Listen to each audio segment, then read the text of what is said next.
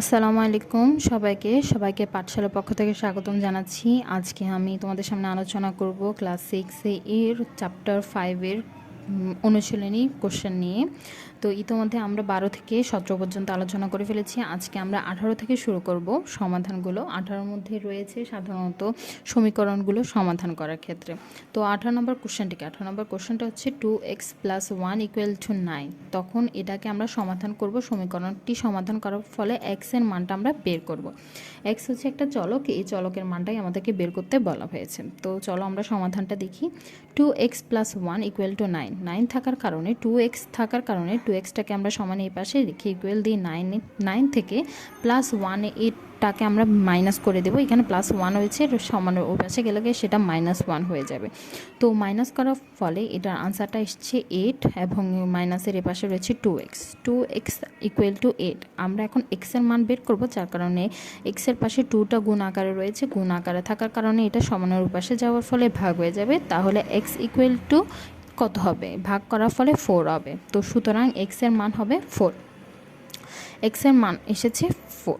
তো নির্ণয় সমাধান হবে 4। আমরা 18 নম্বরটা খুব সহজেই সমাধান করে ফেলতে পেরেছি। এখন আমরা যাব 19 নম্বরে।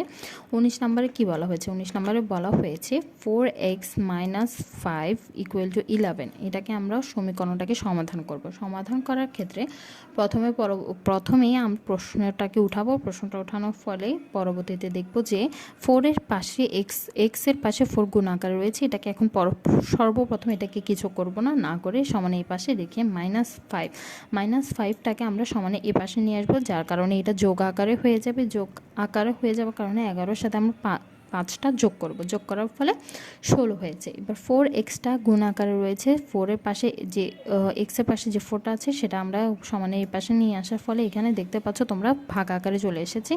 ভাগ আকার আসার ফলে 16টাকে আমরা ভাগ করেছি 4 দিয়ে, তাহলে আনসার আসে 4। তাহলে সুতরাং x = 4 হয়। নির্ণয় সমাধান হবে 4।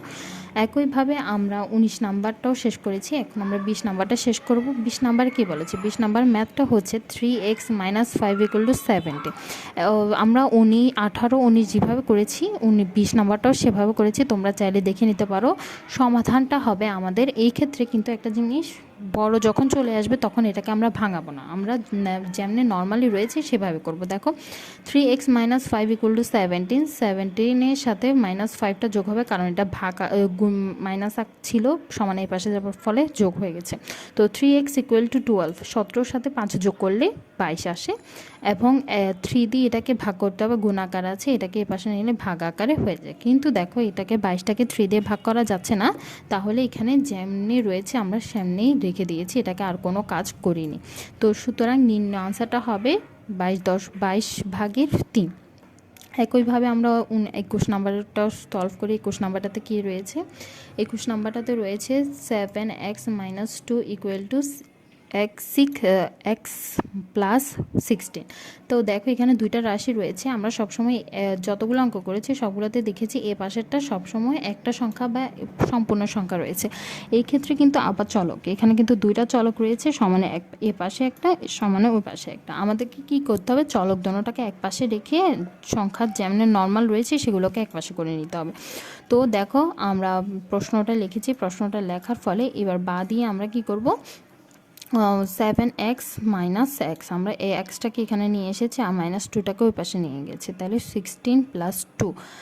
তো 16 + 2 হলে এখানে 18 হবে। তো এখানে 7টা x থেকে একটা x গেলে 6x থাকে। তো x এর মানটা কীভাবে বের করব? জানি যে x এর পাশে যে সংখ্যাটি গুণ আকারে রয়েছে সেটা সমানের ওই পাশে গেলে ভাগ আকারে হয়ে যাবে। সুতরাং x এর মান হবে 3। তো নির্ণয় x এর মান হয়েছে 3। তো আজকে আমরা এই 4টা কোশ্চেনের আলোচনা করেছি। পরবর্তীতে আমরা আরও কয়েকটা কোশ্চেনে আর মনে হয় 3টি কোশ্চেন রয়েছে বা 2টি কোশ্চেন রয়েছে, সেই কোশ্চেনটাও আমরা আলোচনা করে নেব। তো আজকের জন্য এখানেই, সাথে থাকার জন্য ধন্যবাদ। অবশ্যই আমাদের চ্যানেলটিকে সাবস্ক্রাইব করবে, পাশে থাকা বেল আইকনটি ক্লিক করবে। সবাইকে ধন্যবাদ।